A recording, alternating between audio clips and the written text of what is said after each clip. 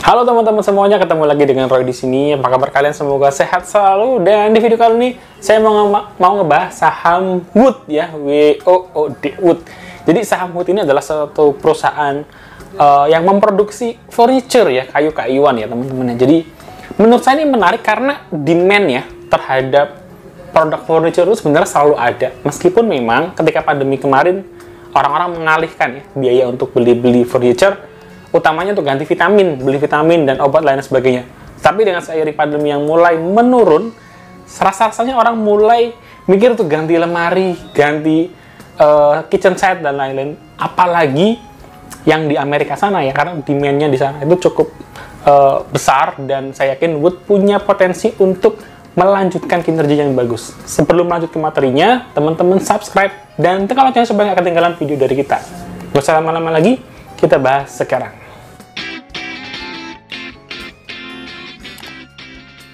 Oke teman-teman, kita langsung pindah ke layar monitor ya. Kita akan bahas saham Wood Integra Indo Kabinet.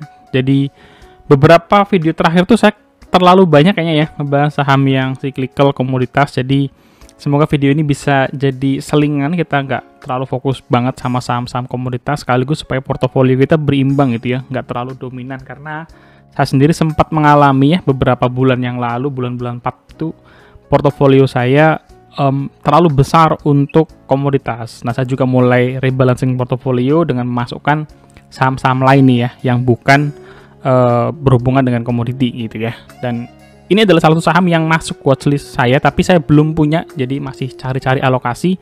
Tapi saya menemukan saham ini cukup menarik untuk kita bahas ya. Jadi saham Wood. Jadi sebelumnya disclaimer on dulu, ini adalah pandangan pribadi saya untuk keperluan investasi. Tidak ada ajakan jual beli maupun menjatuhkan stakeholders tertentu gitu ya teman-teman ya. Kita mulai seperti biasa ya, karena ini baru pertama kali saya bahas. Kita mulai dari sekilas perusahaannya dulu. Jadi Wood ini perusahaan apa sih ya? Wood ini sesuai dengan namanya ya, Wood itu kan bahasa industrinya kayu gitu ya. Jadi ini adalah perusahaan yang bergerak di bidang kayu-kayuan gitu ya. Namanya adalah PT Integra Indo Kabinet. Dia mulai 2017 ya, tahun 2017 melakukan IPO ya, dan dia itu punya dua bidang usaha, yaitu konsesi hutan dan manufaktur pengolahan mebel berbahan kayu gitu ya, atau ya industri furniture gitu ya. Jadi kita bisa rangkum dari sini ya, bahwa dia itu punya bisnis utama adalah manufaktur dan perdagangan ya. Manufaktur artinya dia melakukan produksi atas produk-produknya dia ya, jadi bidang furniture, mebel, barang-barang perkayuan dan sejenisnya.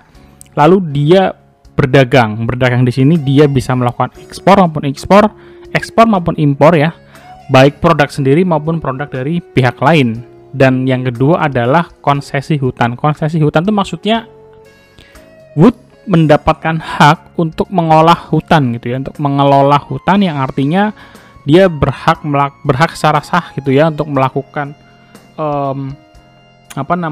pemotongan kayu, logging gitu ya. Jadi kalau bisnis kan pasti ya kita tahu lah ya, ada hal-hal yang ilegal juga, tapi secara sah Wood punya hak konsesi hutan sehingga dia bisa mencukupi kebutuhan bahan bakunya perusahaan ya, yang sangat membutuhkan banyak sekali kayu-kayuan gitu ya. Nah, itulah yang menjadi menarik ketika saya membaca annual reportnya perusahaan ini gitu ya. Ketika dia menyantumkan konsesi ya, artinya secara umum gitu ya, hampir sebagian besar kebutuhan bahan bakunya harusnya bisa dipenuhi dari aktivitas di konsesinya tersebut. Ini sekilas perusahaannya ya, berdiri di tahun 1989, jadi perusahaan yang sudah cukup senior sebenarnya ya. Mulai bergerak, lalu mulai mendirikan beberapa entitas anak gitu ya.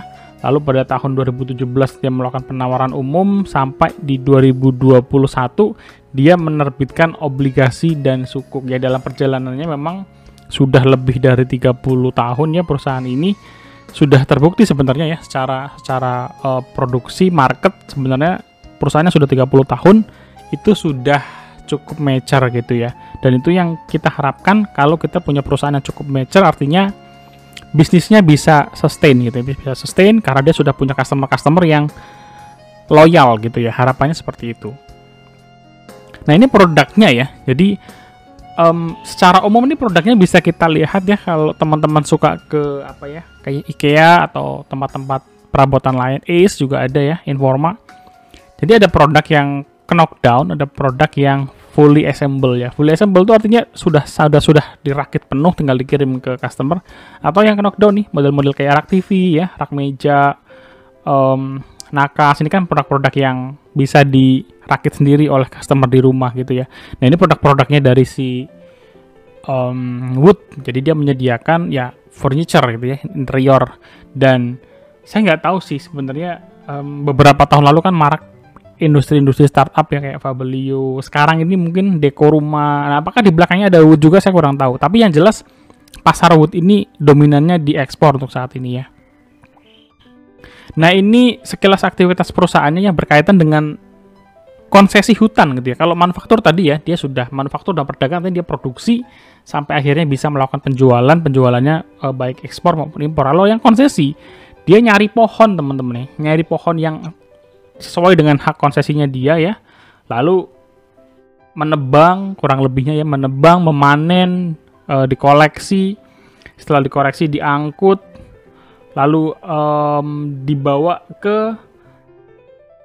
diangkut gitu dengan tongkang sampai ke pabriknya ya, sampai ke pabrik pengolahannya kayu tersebut. Jadi ini hak konsesinya si Wood, yang pastinya ya hasil kayunya tentu saja digunakan untuk mencukupi kebutuhan perusahaan gitu ya. Itu dulu sih, sebelum mungkin bisa dijual ke pihak lain, tapi yang pasti mencukupi kebutuhan perusahaan dulu.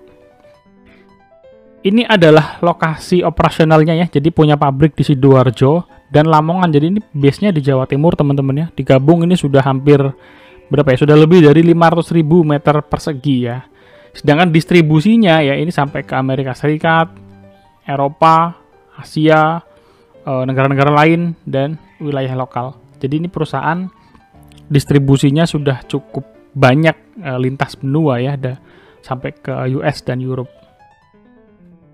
Ini adalah entitas perusahaannya ya, perusahaan-perusahaan terkait ya, entitas anak daripada Wood. Kalau kita lihat ya, dia punya beberapa perusahaan yang mengelola hutan, ada dua ya, Belayan River Timber dan Narkata Rimba. Ini sama-sama konsesi hutan. Lalu ada industri mebel ya, dan ada juga mungkin ini lebih ke desain kali ya, Intercraft atau perakitan. Itu teman-teman sekilas perusahaan dari Wood. Sekarang kita masuk ke kinerja perusahaannya ya. Kenapa menarik untuk dijadikan watchlist nih? Oke, pertama adalah year on year-nya dulu ya, tahun ke tahun ya. Dimana sebenarnya Wood ini naiknya kecil-kecil, tapi tiba-tiba 2020 ke 2021 dia loncat ya. Dia naik 85%. Dimana ya 2020 ke 2021 itu tahun yang pandemi ya. Artinya ekonomi masih bergejolak. Tapi Wood pun di tahun 2020 masih mencatatkan kinerja yang positif ya. Di tahun 2021 kinerja lebih positif lagi. Jadi kinerjanya cukup bagus dan strong meskipun marketnya pandemi gitu ya. Kita menilai market untuk furniture orang-orang pada ngerem beli, tapi ternyata di US mereka masih lancar bisnisnya ya. Jadi ini mungkin sedikit perbedaan gambaran. Kalau di lokal terlihat tidak terlalu berjalan bisnisnya, sebaliknya ketika ekspor Wood masih bisa mendapatkan keuntungan. Bagaimana di tahun 2022? Ternyata cukup bagus ya. Secara year to date ya, dibandingkan dengan 6 bulan pertama tahun 2021, Wood sudah mengalami kenaikan 46% ya. Jadi 6 bulan pertama di 2021 dibandingkan dengan 6 bulan pertama tahun 2022, ini Wood sudah naik 46% lebih tinggi. Jadi ini capaian yang cukup baik ya. Lalu labanya ya di tahun 2021 mereka year on year naik 70%, sementara di 2022 year to date ya mereka sudah naik juga 35%. Jadi kenaikannya masih belum setinggi tahun 2020 gitu, tapi tetap konsisten mendapatkan keuntungan yang naiknya masih bagus gitu ya. Kenapa? Karena nanti kita bahas di belakang sepertinya ada manajemen targetnya hanya menaikkan 25% dari laba. Jadi ketika mereka sudah mencapai 35%, artinya mereka sudah melebihi target, dan kenaikan ini gitu ya kalau dipertahankan mereka bisa mencetak all time high lagi kinerja ya di tahun 2022, artinya melebihi kinerja tahun 2021. Yang mana kinerja 2021 itu adalah kinerja tertingginya Wood ya, all time high ya. Nah, ini segmen usahanya teman-teman. Jadi mereka itu ekspornya dominasinya luar biasa ya. Ini ekspor 2,5 triliun ya. Lokalnya hanya berapa nih? Ya mungkin kalau kita bandingin ekspornya itu 90% lah ya. 90% dari total pendapatannya si Wood ini berasal dari segmen ekspor. Yang kalau kita lihat dibandingkan dengan 6 bulan pertama tahun 2021, nilai ekspornya melonjak drastis teman-teman ya, dari 1 triliun menjadi 2 triliun. Ini saja sudah terlihat sangat signifikan gitu ya. Dan memang secara bagian ya, kayak misalnya setup, knockdown, ini pertumbuhannya nggak terlalu signifikan, tapi building komponennya ini bener-bener lonjakannya luar biasa gitu ya. Jadi kalau kita bisa simpulkan di sini bahwa pendapatan ekspor menjadi core dari pendapatannya Wood gitu ya. Sekarang kita lanjut untuk melihat ekuitasnya dia ya. Jadi di tahun 2012 dia punya ekuitas 1,4 triliun ya di sini. Lalu di tahun 2021 dia sudah bisa menaikkan menjadi 3,6 triliun. Artinya dalam 6 tahun ya, ekuitasnya dia tumbuh lebih dari 100% ya. Rata-rata ROE-nya 16% mungkin ya, lebih dikit lah. Dan secara TTM juga ROE-nya dia mencapai 16%. Grafiknya juga cakep ya, seperti anak tangga naik terus. Mudah-mudahan 2022 berlanjut gitu ya, kenaikan kinerjanya sesuai dengan harapan bahwa dia bisa mencetak all time high-nya lagi. Liabilitasnya ya rasionya sedang. Kenapa? Karena DER-nya 0,9 kali, di mana liabilitasnya 3,1 triliun berbanding dengan 3,6 triliun tadi ya untuk ekuitasnya dia. Dan ini juga salah satu tambahannya adalah karena ada terbitan surat obligasi itu ya, dan Sukuk yang menerbitkan jumlah liabilitasnya jadi bertambah. Ini adalah total aset dari perusahaan secara annual sampai 2021 ya. Dan kalau kita lanjutkan, kita coba lihat screening sebentar ya, bahwa total asetnya terakhir di akhir tahun 2021 adalah 6,8 triliun ya. Year to date menjadi 6,89 triliun, jadi belum terlalu bergerak secara total aset kalau kita perhatikan ya.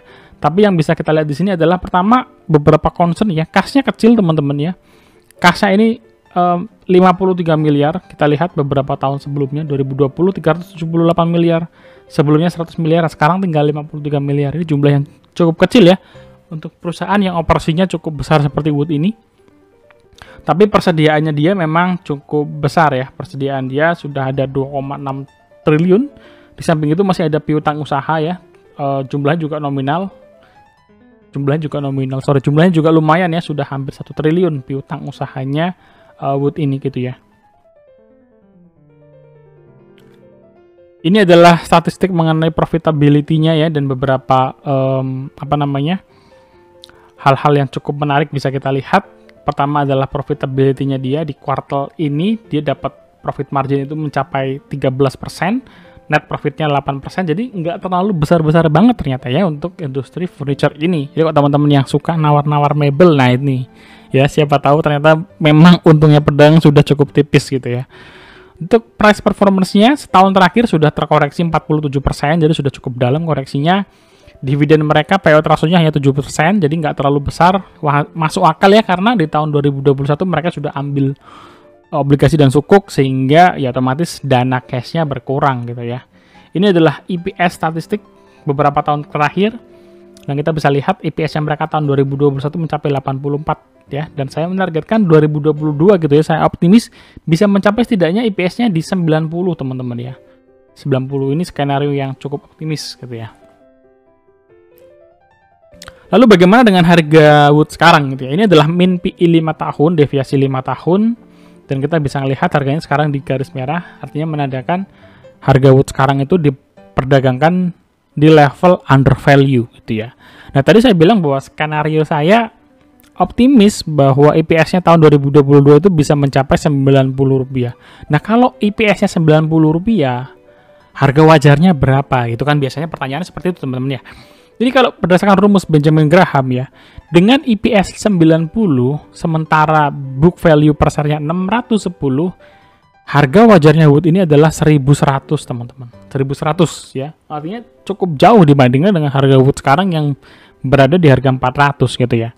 Nah, Artinya kalau dari harga 400 kita sudah koleksi, lalu dia naik sampai harga 1.100 itu hampir 2 kali beggar teman-teman. Ya, tapi skenario saya sebenarnya optimisnya paling enggak itu kembali ke angka 800 sampai 900 ya. Di sini dulu lah ya. Di sini harga-harga yang setidaknya Wood mestinya bisa kembali ke arah sana lagi ya. Kita bandingkan dengan kompetitor karena ini industri yang cukup spesifik, di bursa juga belum terlalu banyak. Saya ketemu hanya 2 ini ya, Gema dan SCNP, dan memang yang reviewnya paling besar adalah Wood. Jadi di segmen industri kayu, furniture gini ya, Wood ini adalah top market leadernya teman-teman ya. Seperti kesukaan saya ketika invest di salah satu sektor atau salah satu industri, saya cari top leadernya dulu gitu ya. Kemudian saya baru berpikir untuk mencari kuda hitamnya siapa. Nah, di sini karena pilihannya terbatas, dan harganya juga masih masuk akal ya, dengan PBV 0,7 kali, Wood sebagai market leadernya, PBV-nya 0,7 kali, PER-nya 4,4 kali. Dibandingkan dengan yang lain teman-teman, masih minus, PBV-nya juga sudah lebih dari satu. Jadi, menurut saya Wood saat ini posisinya menawarkan kita untuk masuk gitu ya, karena sudah di bawah 1 kali PBV-nya, sementara dibandingkan dengan dibandingkan dengan produk lain ya, PT lain ya, yang juga bergerak di bidang yang sama-sama di furniture, itu Wood adalah market leadernya gitu ya teman-teman. Kita bandingkan dengan yang lain pun dari sisi ROE ROA Wood jelas lebih bagus, dari sisi net profit margin juga Wood lebih menguntungkan. Lalu prospeknya gimana gitu ya, kalau kita mau akhirnya berpikir untuk invest gitu ya. Pertama adalah di annual report, salah satu yang dimention adalah peningkatan kapasitas produksi ya. Ini jelas bagus, kenapa?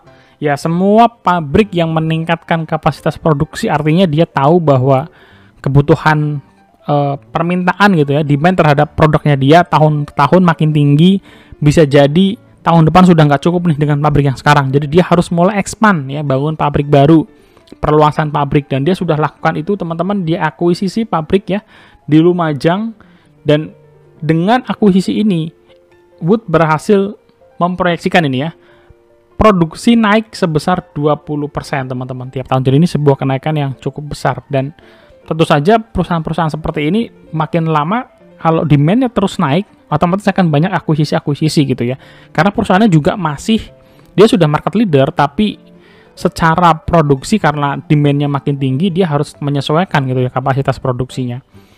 Lalu kedua adalah masalah obligasi dan sukuk ya. Ini adalah hal yang buah si malakama memang, karena sebagai investor kita tahu ya, kalau perusahaan menerbitkan obligasi dan sukuk, otomatis dia harus bayar yang namanya bunga teman-teman ya. Yang saya baca-baca bunganya cukup besar nih ya, bunganya Wood ini untuk obligasi dan sukuk itu sekitar 9-10%. Ada yang 5% sih untuk yang sukuk kalau nggak salah, tapi ngasih 9% itu sebenarnya cukup besar gitu ya, sebagai sebuah bentuk obligasi, karena kalau nggak salah isi BB itu obligasinya di level 5-7%. Ya, ini adalah salah satu berita yang saya ambil. Wood akan terbitkan surat utang 400 miliar.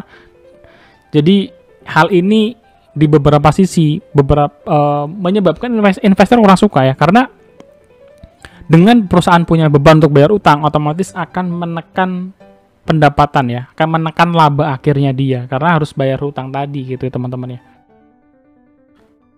Lalu prospek ke depan seperti apa? Ini hal yang menarik ya. Salah satu strategi usaha perseroan adalah dia menjaga hutan konsesi pasti, optimalisasi produksi pasti, tapi mengembangkan jaringan retail dan distribusi. Khususnya mungkin saya ingin ngelihat produknya Wood ini bisa bersaing di dalam negeri gitu ya, untuk industri furniture. Memang ada beberapa pemain besar, tapi kalau bisa kita ngelihat kayak misalkan dia menyuplai ke IKEA, ke Ace, ke Informa dan lain-lain, saya yakin pasar lokal ini pun sebenarnya pasar yang cukup besar untuk bisa digarap oleh Wood gitu ya. Lanjut, ini adalah sedikit menyinggung mengenai ekspornya dia yang sangat tinggi ya, dimana ekspornya dia itu 90% dari total pendapatan.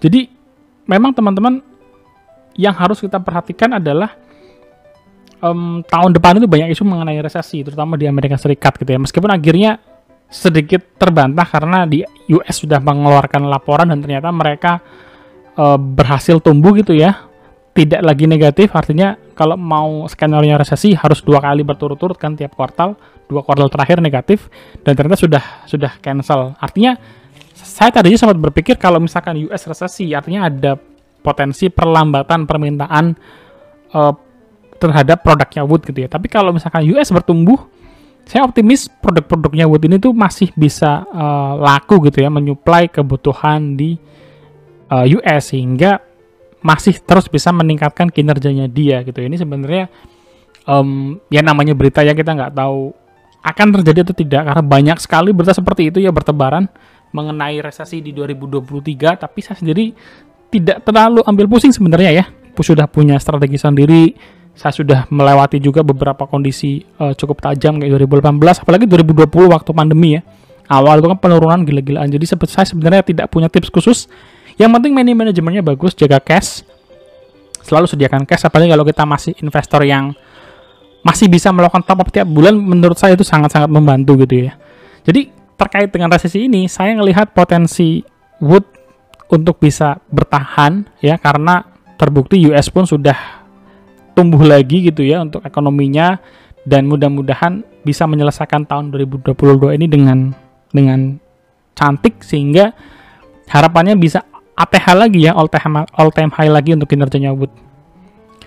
Kesimpulannya bagaimana Bang? Kita sudah di akhir video, teman-teman. Sebelum kita selesaikan, subscribe dulu, tekan loncengnya supaya nggak ketinggalan, like ya, dan kita bisa diskusi bareng di kolom komentar gitu. Saya senang sekali kemarin ada beberapa teman yang mention saham lain yang saya belum pernah tahu gitu ya. Kayak ada yang mention saham Atlas Resource, ya saya jadi tertarik untuk bisa explore. So, kita bisa diskusi bareng di sana. Jadi kesimpulannya bagaimana untuk saham Wood ini? Pertama, saham Wood ini naiknya tergolong konsisten teman-teman ya, 2 tahun terakhir. Ini hal yang bagus ya, naik konsisten. Lalu tahun 2021 mereka mencetak all time high ya, all time high kinerjanya, dan berpotensi kembali mencetak all time high di tahun 2022 ya. Apalagi 6 bulan pertamanya sudah mantap nih, sudah oke, tinggal 6 bulan berikutnya. Lini usahanya menarik. Dia punya hutan konsesi, artinya bahan bakunya bisa ditekan, dia bisa supply sendiri dari hasil hutan konsesi ini, dan dikombinasikan dengan manufaktur. Jadi kayunya dia produksi sendiri dari hak konsesi hutan, lalu dia produksi sendiri, dia olah, dia pasarkan sendiri ya. Terakhir dia pasarkan sendiri dengan fokusnya pada pasar ekspor pula ya. Pasar ekspor ini kan pasar yang menarik gitu ya. Banyak orang yang pengen ekspor karena kursnya US, jadi kalau misalkan US-nya tinggi, dia dapat selisih. Yang ketiga, Wood masih membutuhkan modal kerja ya, tercermin dari penerbitan obligasi dan sukuk ya, meskipun ini buat investor tentu saja menjadi kurang menarik karena ada namanya beban bunga gitu ya. Tapi menurut saya dari hasil mempelajari tujuan obligasi ya, membaca prospektusnya ya, prospektus dari obligasi dan sukuk, saya melihat langkah ini langkah yang masuk akal teman-teman ya, langkah yang masuk akal, sehingga ya saya tetap masukkan ke dalam watchlist, gak terlalu keberatan. Apalagi perusahaan beberapa kali kemarin saya lihat di beberapa berita juga sudah melakukan pelunasan terhadap hutang yang akan jatuh tempo. Jadi secara struktur kemampuan pembiayaan Wood masih cukup bagus gitu ya untuk melakukan pembayaran hutangnya, sehingga tidak ada sampai kasus-kasus yang merugikan investor seperti di suspend dan lain-lain. Tapi di satu sisi memang potensi untuk dividen menjadi semakin kecil karena uangnya terpakai untuk membayar bunga gitu ya. Terakhir, harga saham Wood itu sudah mengalami penurunan teman-teman ya. Dugaan saya kembali tadi ya, karena secara kinerja tidak ada masalah menurut saya. Tapi langkah corporate action, penerbitan obligasi dan sukuk ini menurut saya yang menjadi sentimen yang kurang menarik, kurang bagus buat investor, sehingga harga sahamnya terus mengalami terkoreksi, dan saat ini sudah terkoreksi 50% ya. Dimana menariknya untuk Wood bisa buy gitu ya? Kalau saya melihat Wood ini akan menarik di harga kurang dari 400 ya, mungkin ya 380, 390 atau bahkan 350, itu membuat kita bisa masuk serendah mungkin untuk saham Wood, dengan targetnya adalah di 800 sampai 900. Jadi kalau misalkan tadi Benjamin Graham kalkulator itu put di 1100, saya pasang di 800 sampai 900 dulu nih teman-teman. Dan di harga 800 saja ya, kita udah bisa dapat bagger 100% ya. Jadi kita sudah bisa dapat satu kali bagger kalau Wood naik ke 800. Kalau dia rally ke 900 tentu saja bisa 120% lebih. Gitu teman-teman, semoga video pembahasan saham Wood ini bisa membantu kalian ya, apalagi buat teman-teman yang saat ini mungkin portofolionya masih kosong atau kebanyakan saham komoditas juga seperti yang saya alami beberapa bulan yang lalu, ingin rebalancing ke saham yang lain. Ini salah satu pilihan yang masuk di list saya. Memang saya belum punya alokasinya, belum masuk di saham ini, masih coba tunggu titiknya tadi ya, kurang dari 400, sekarang ini masih di 420 kalau nggak salah, jadi sebentar lagi lah sambil nyari alokasi portofolionya. Oke, boleh juga untuk request teman-teman ya, saham apa yang kira-kira menarik. Habis ini saya polling aja kali ya, kemarin sudah ada yang nanya saham Era misalnya ya, karena Era juga sedang downtrend terus. Saham apalagi kira-kira yang menarik supaya kita bisa kontak-gantian. Karena terus terang saya kaget juga ya ketika ngeliat pembahasan saya, ternyata dominannya banyak saham-saham komoditas ya, Pegas, Alsa, Harum ya. Dan sampai ketemu di next video. Gitu aja teman-teman. Tetap jaga kesehatan selalu. God bless you guys. Jangan lupa subscribe, like, share, dan feel free untuk nanya apapun di kolom komentar. See you guys. God bless you. Bye-bye.